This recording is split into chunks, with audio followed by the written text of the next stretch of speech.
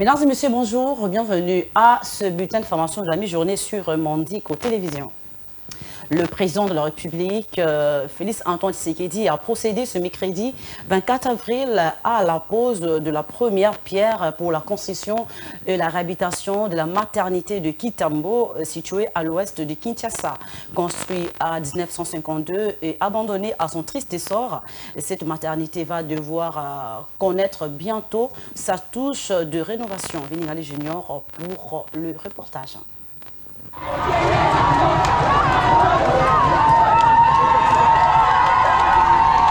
Ces projets s'inscrivent dans le cadre du programme de rénovation de structures sanitaires de la RDC initié par le gouvernement. Construit en 1952, la maternité de Kintambo est l'une des institutions sanitaires de référence du pays. Abandonnée à son triste essor depuis plusieurs années, cette dernière s'apprête à vivre sa touche de rénovation grâce à la politique salvatrice du chef de l'État, dont la gratuité de la maternité. C'est dans cette optique que s'est tenue ce mercredi 24 avril 2024 la cérémonie du lancement des travaux de modernisation de la maternité de Kintambo en présence du chef de l'État Félix Tshisekedi et de quelques membres du gouvernement, le tout sous une ambiance électrique.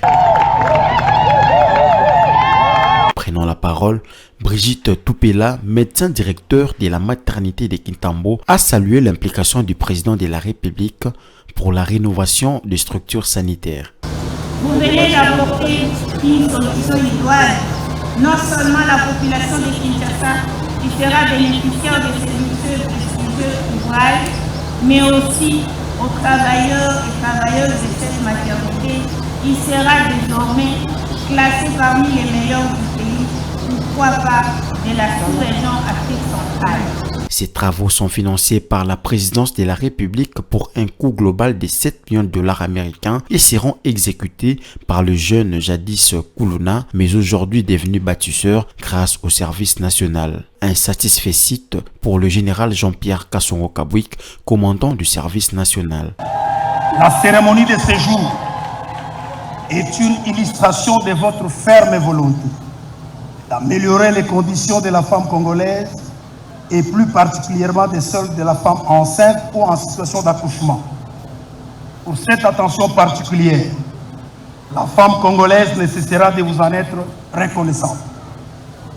Excellence, Monsieur le Président de la République, chef de l'État et commandant suprême, le service national est un organe paramilitaire d'éducation, d'encadrement et de mobilisation des actions civiques et patriotiques en vue de la reconstruction et du développement de notre pays. À ce titre, il a entre autres commissions celle d'organiser sur l'ensemble du territoire congolais des centres de production et d'encadrement de jeunes. S'en est suivi de la pose de la première pierre par le président de la République.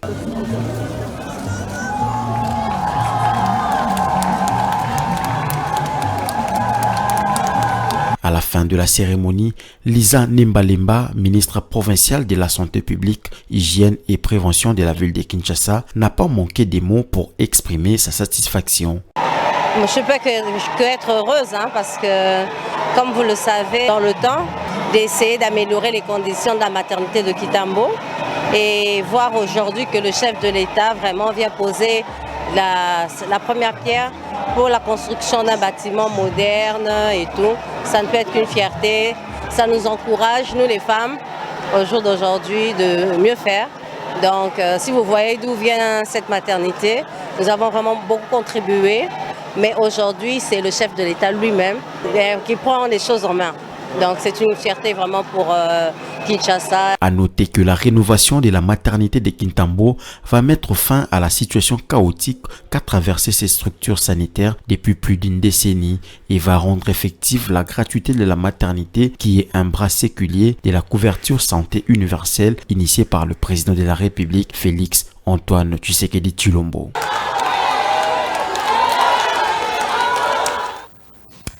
Interpellé au sujet de ce que d'aucuns qualifient de surfacturation dans le cadre du projet d'érection des stations de forage et de traitement d'eau, le ministre des Finances, Nicolas Kazadi, s'est expliqué face à la presse ce jeudi 25 avril 2024 au cours d'un briefing. Il s'est défendu de toute implication et a renvoyé la responsabilité sur d'autres acteurs. L'Agentier national indique avoir négocié à la baisse le prix unitaire des forages permettant la réalisation de 340 stations supplémentaires. Il met au défi ses détracteurs d'apporter la preuve du contraire. Regardez.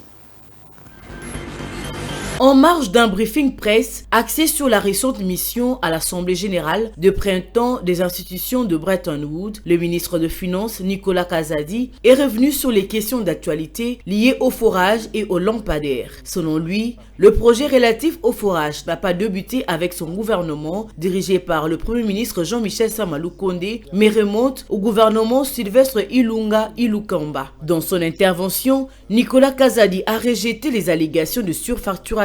Il rappelle que le paiement du prestataire a été validé sur la base de l'engagement pris par son prédécesseur, José Sélé Yalagouli, pour un montant de 80 millions de dollars américains répartis en 5 tranches annuelles. Il a précisé qu'il n'a pas encore versé la totalité, mais 3 paiements échelonnés à hauteur de 71 millions de dollars qui ont été versés, conditionnant le versement du solde après l'achèvement de livraison correspondant aux 71 millions de dollars déjà versés. Je paye un premier montant, j'ai oublié le montant, un deuxième, et puis au troisième paiement, qui nous fait arriver à 71 millions, ils font la demande, ils disent, vous n'avez pas encore fini les premiers 80 millions. Je dis, ok, mais depuis que je vous ai payé, mes services me disent que vos livraisons sont lentes et que vous n'allez pas tenir aux engagements, et donc je m'inquiète de cette lenteur, et je vous annonce qu'avec ce que je paye maintenant, ça va faire 71 millions, mais je ne vous paierai pas $1 de plus jusqu'à ce que vous ayez d'abord achevé les livraisons pour les 71 millions là. S'agissant du dossier lampadaire, le ministre des Finances s'est étonné d'être attaché à ces dossiers, car pour selon lui, seule la mairie de la ville de Kinshasa est responsable. Ces 2 dossiers ne cessent de faire couler beaucoup d'encre et de salive dans l'opinion congolaise. Des Congolais propriétaires de l'argent espèrent voir ce dossier, qui est déjà entre les mains de la justice, aller jusqu'au bout pour établir des responsabilités et sanctionner les coupables.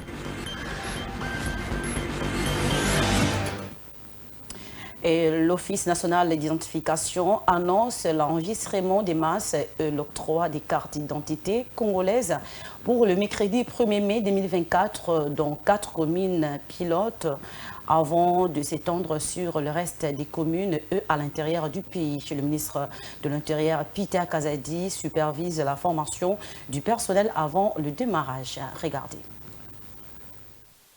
L'Office national d'identification de la population, ONIP, a lancé mardi à Kinshasa une série de formations à l'intention des agents appelés à œuvrer dans la délivrance de cartes d'identité à la population congolaise. Cette formation qui se passe dans la capitale va permettre à renforcer la capacité des apprenants avant le lancement de la délivrance de cartes d'identité à la masse. Le vice-premier ministre, ministre de l'Intérieur, Sécurité et Affaires coutumières, Peter Kazadi, qui supervise le travail, est passé pour se rassurer du déroulement de ces assises.